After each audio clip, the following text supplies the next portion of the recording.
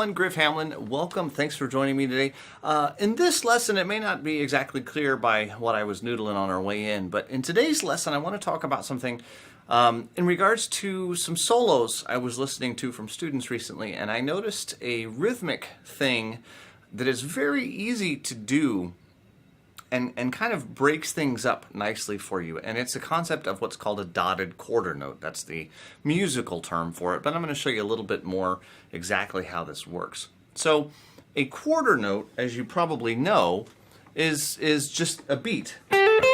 So if I'm in the key of C, and let's just say that I'm playing the C minor pentatonic, box 1.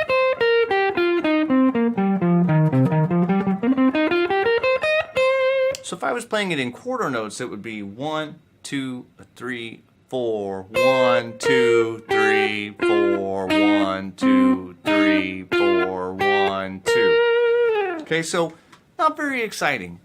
It's pretty bland. And that is why we often use eighth notes. Now this is, being blues, we'll talk about a swing tempo or a shuffle type of a feel.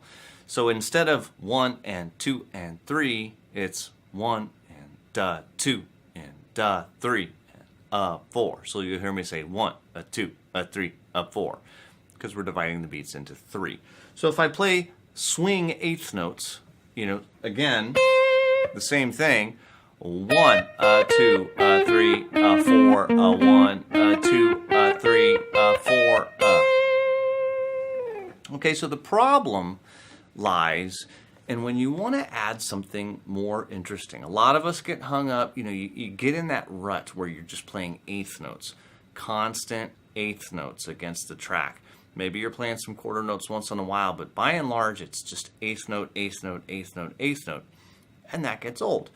What sounds cool is syncopation. Okay, syncopation is when we start accenting off beats, the So instead of 1, 2, 3, we start accenting the Now you could play quarter notes, accenting the and or the depending on what you want to call it, same thing.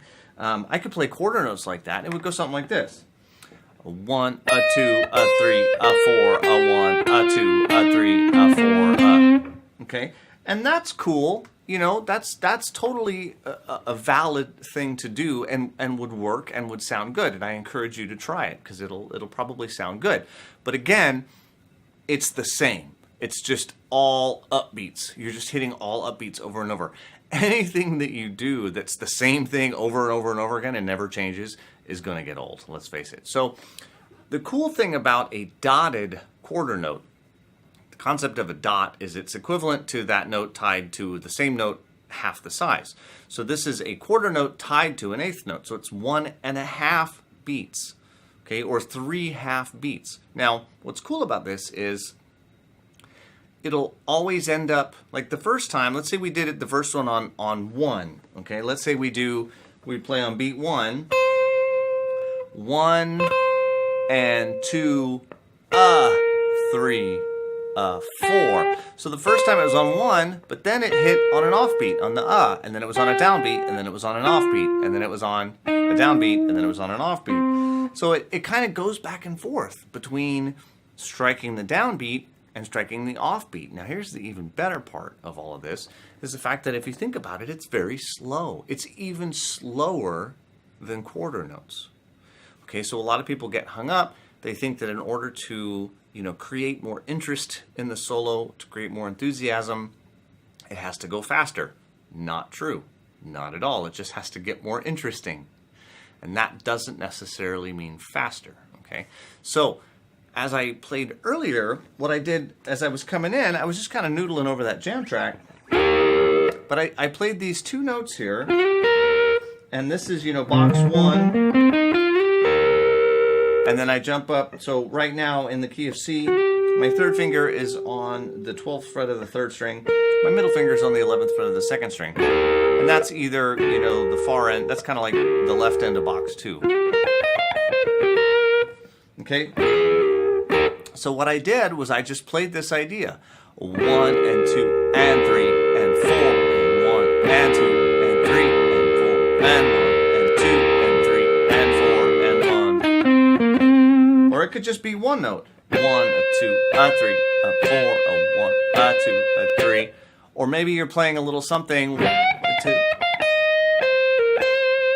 a 3, a 4, a 1, a 2, a 3, a 4, a 1, a 2, a 3, a 4, a 1, a 2. Okay, so no matter where you use it, it doesn't have to start on beat 1, although that's probably going to be the easiest place to get used to it. It doesn't have to start on beat 1, but it's a great idea, and I almost always use this with just a single note. But you don't have to. You could play through the scale, and in fact, that's probably the best way to practice it. Just to get used to the sound of it is just to set a metronome and just play the scale.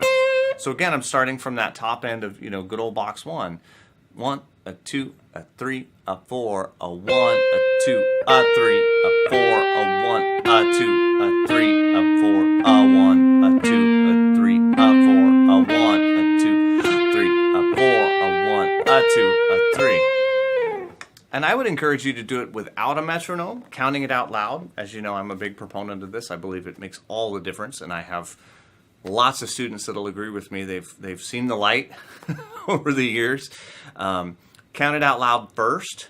Get to where you can do it and count it out loud, and then you can set a metronome to keep you honest. But if you can't count it out loud, the metronome isn't going to keep time for you. Okay, so it's a fun thing. I know I haven't given you any specific lick to go play or anything like that. This is just an idea, something that you can do. It adds some rhythmic variety to your solos.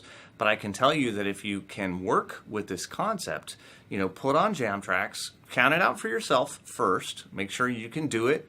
Add in either jam tracks or metronome or something to keep you honest, time-wise, and start trying to integrate this into solos. I promise that you're going to come up with some cool ideas that you like. Okay? So thanks for joining me today. Hope you got something out of this, and I hope you'll go try it out because it really will change your soloing. All right? Take care. Talk to you soon.